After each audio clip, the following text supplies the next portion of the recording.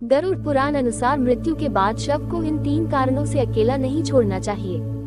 जो जन्मा है वह मरेगा ही, चाहे वह मनुष्य हो, देव हो, पशु या पक्षी, सभी को मरना है।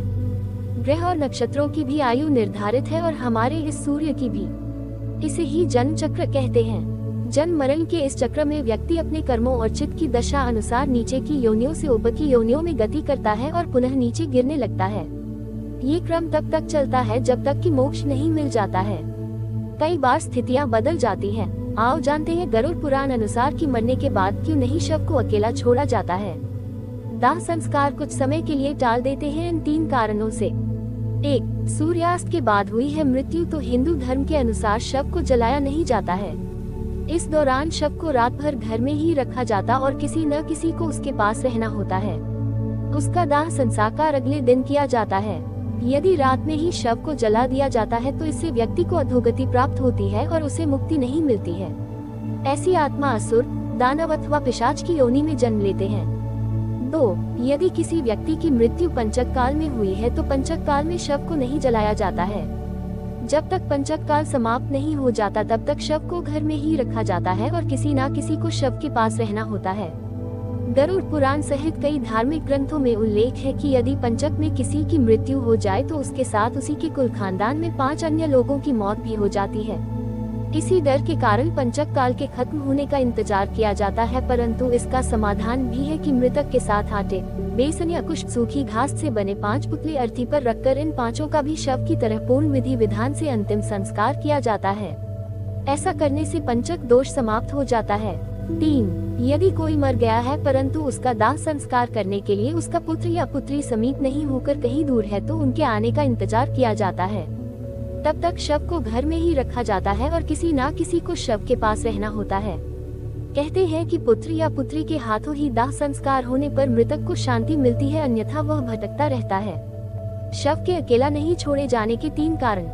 1. शव को अकेला छोड़ दिया जाए तो उसके आसपास लाल चींटियां या अन्य कोई नरभक्षी रेंगने वाला प्राणी या पशु आकर शव को खा सकता है, इसीलिए वहां कोई न कोई व्यक्ति बैठकर शव की रखवाली करता है।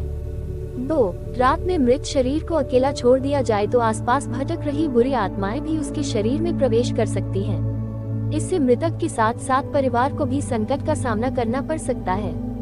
3. शव को इसलिए भी अकेला नहीं छोड़ा जाता क्योंकि मृतक की आत्मा वहीं पर रहती है। जब तक उसका शरीर जल नहीं जाता तब तक उसका उस शरीर से किसी न किसी रूप में जुड़ाव रहता है।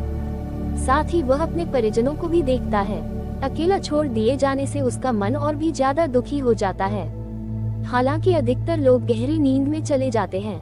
बहुत ज्यादा स्मृतिवान या चेतनावान ही जान पाते हैं कि मैं मर चुका हूँ। अन्य कारण। 1. ये भी माना जाता है कि यदि ज्यादा समय हो जाए तो शव से निकलने वाली गंध के चलते कई तरह के बैक्टीरिया भी पनपने लगते हैं और मक्खियां भी भिनभिनाने लगती है। इसीलिए वहां इस दौरान अगरबत्ती की सुगंध और दीपक भी जलाया जाता है। 2. ये भी कहा जाता है कि शव को अकेले छोड़ने से कई लोग जो तांत्रिक कर्म करते हैं उनके कारण भी मृत आत्मा संकट में पड़ सकती है, इसीलिए भी कोई ना कोई शव की रखवाली करता रहता है।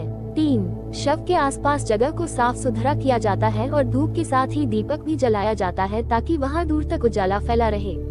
इसका भी यह कारण है कि मृतक कहीं अधोगति में नहीं चला जाए, क्योंकि रात्रि के अंधकार में अधोगति वाले कीट पतंगे, रेंगने वाले जीव जंतु और निशाचर प्राणी ज्यादा सक्रिय रहते हैं। उस दौरान आत्मा यदि गहरी तंद्रा में है तो उसके अधोगति में जाने की संभावना भी बढ़ जाती है। उल्लेखनीय है कि भीष्म पितामह ने अधोगति से बचने के लिए ही सूर्य के उत्तरायण होने का इंतजार किया था। उत्तरायण में प्रकृति और चेतना की गति ऊपर की ओर होने लगती है। पुराणों के अनुसार व्यक्ति की आत्मा प्रारंभ में अधोगति होकर पेड़ पौधे, कीट पतंगे, पशु पक्षी योनियों में विचरण कर ऊपर उठती जाती है और अंत में वह मनुष्य वर्ग में प्रवेश करती है। मनुष्य अपने प्रयासों से देव या दैत्य वर्ग में स्थान प्राप्त कर सकता है। वहां से पतन होने के बाद वह फिर से मनुष्य वर्ग में गिर जाता है। यदि आपने अपने कर्मों से मनुष्य की चेतना के स्तर से खुद को नीचे गिरा लिया है तो आप फिर से किसी पक्षी या पशु की योनि में चले जाएंगे। ये क्रम चलता रहता है, अर्थात व्यक्ति नीचे गिरता या कर्मों से ऊपर उठता चला जाता है। उपनिषदों के अनुसार एक क्षण के कई भाग कर दीजिए, उससे भी कम समय में आत्मा एक शरीर छोड़ तुरंत दूसरे शरीर को धारण कर लेता है। ये सबसे कम समयावधि है। सबसे ज्यादा समयावधि है 30 सेकंड। परंतु पुराणों के अनुसार यह समय लंबा की हो सकता है 3 दिन, 13 दिन, सवा माह या सवा साल। इससे ज्यादा जो आत्मा नया शरीर धारण नहीं कर पाती है वह मुक्ति हेतु धरती पर ही भटकती है, स्वर्गलोक चली जाती है, पितृलोक चली जाती है या अधोलोक में गिरकर समय गुजारती है।